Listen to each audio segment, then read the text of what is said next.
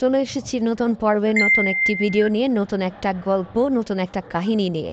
তো বিস্তারিত সঙ্গেই থাকুন। আর ভিডিওটি ভালো লাগলে অবশ্যই শেয়ার করবেন, লাইক কমেন্ট করবেন এবং সবাইকে দেখার সুযোগ করে দিবেন। আমরা এসেছি অলিপুর গ্রামে। অলিপুরে আজ যে ঘটনাটি ঘটেছে, আব্দুল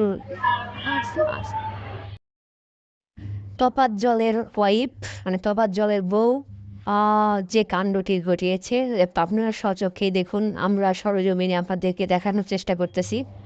আহ, যে ঘটনাটি ঘটিয়েছে আমি বিস্তারিত বলবো ভিডিওতে। আপনাদেরকে পাশে থাকার অনুরোধ করছি। আর রহমত আলীর সাথে যে ঘটনাটি ঘটিয়েছে তফাজ্জলের বউ, সে ঘটনার বিস্তারিত আপনারা এই ভিডিওটি দেখতে পারবেন। এবং আপনাদেরকে আমি বলছি, ঘটনাটি হলো দীর্ঘদিন যাবৎ রহমত আলী থাকে ঢাকাতে থাকার এক পর্যায়ে, সরি তফাজ্জল থাকে ঢাকাতে। রহমত আলী এই সুযোগে তার বাসায় যাওয়া আসা করতো।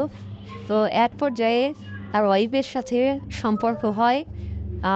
সম্পর্ক হওয়ার পরে এক সময় শারীরিক সম্পর্কতে তারা লিপ্ত হয়। তারপরে যে ঘটনাটি ঘটেছে তা আসলে সবারই গা শিংড়ে উঠবে শোনার পরে। তো আমি আপনাদেরকে বলবো যে এই ভিডিওটা শুধু আপনাদের সচেতনতার জন্য ভিডিওটি করা হয়েছে, যে এরকম ঘটনা জানি আর কখনো কোথাও না ঘটে। তো আপনাদের কাছে অনুরোধ থাকবে, ভিডিওটি শেয়ার করে দিবেন এবং সবাইকে দেখার সুযোগ করে দিবেন। আর ঘটনাটি আপনারা বিস্তারিত এখানে দেখতে পাচ্ছেন। এখানে গ্রামে মাতব্বর তিনি একটি বিচারের মাধ্যমে এটা সমাধান করার চেষ্টা করতেছে। কিন্তু এক পর্যায়ে তফাজ্জল বলতেছে যে আমি এনার সঙ্গেই সংসার করব, এই বউকেই নিব।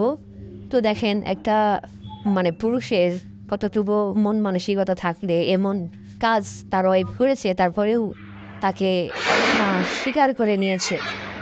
তো এক পর্যায়ে বউ তাকে মেনে নেবে না, আর সে রহমত আলীর সাথেই চলে যাবে। এবং তার ঘরে 2টা সন্তান আছে, একটা ছেলে একটা মেয়ে আছে। তো তাদেরকে রেখে কিন্তু চলে যাবে রহমতের সাথে, কারণ তার সাথে প্রেমের সম্পর্ক গড়ে উঠেছে, তার সাথে সব কিছু হয়েছে। সে দীর্ঘদিনের এই সম্পর্কের কারণে বিবাহ বিচ্ছেদ পর্যন্ত হয়ে যাচ্ছে আমাদের এই সমাজে। তো আসলে সবাইকেই সচেতন হওয়া উচিত। যাদের বাসায় বউ আছে তাদেরকে বউ রেখে আসলে কোথাও যাওয়া ঠিক না। আর কোনটা ঠিক কোনটা ঠিক এটা আসলে আপনারাই ভালো বলতে পারবেন, কমেন্টের মাধ্যমে জানিয়ে দেবেন যে বউ রেখে কোথাও গিয়ে থাকা, কোথাও গিয়ে কাজ করা, এটা আসলে কতটুকু মানে আপনার গ্রহণযোগ্য আছে।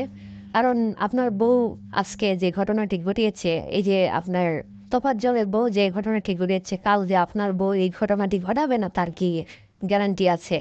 তো আসলে ভিডিওটা ভালো লাগলে অবশ্যই শেয়ার করে দিবেন। আর ভিডিওটি শুধু সচেতনমূলক, এটা হচ্ছে সচেতনমূলক, এই জন্য ভিডিওটি করা হয়েছে। ধন্যবাদ সবাইকে।